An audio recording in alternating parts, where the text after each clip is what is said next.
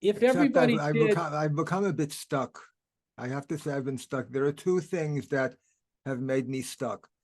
The first was COVID, because very early on in COVID, it became so obvious to me that what the world is doing is exactly in the wrong direction. It was so obvious to me. I don't see how you can think like a scientist and not recognize what's wrong with what was going on. The COVID and these vaccines are much more destructive than the problem of bullying. So I was like 3 years stuck to reading and watching things about uh, COVID and the war against COVID and Yeah, my siblings and I were constantly busting his chops yeah, about his but it's the obsession.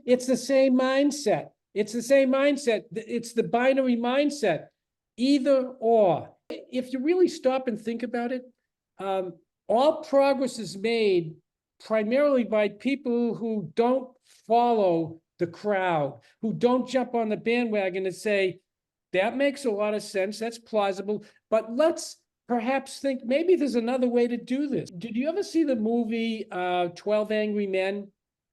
yes, A both classic. versions. They all believe that the man who committed the crime that no one ever sees was guilty of the crime. And Henry Fonda, who was one of the jurors, says, well, I think so too, but let's look at the evidence. Let's look at the facts. Let's go over the facts, and one by one by one, by keeping an open mind about things and having a curious mind about things, you oftentimes come to better decisions. So even though there's only one, eventually they all agreed. So it's always the one odd duck, right? It's you're the one odd duck that you are actually advocating something that works more effectively than all the laws in the world.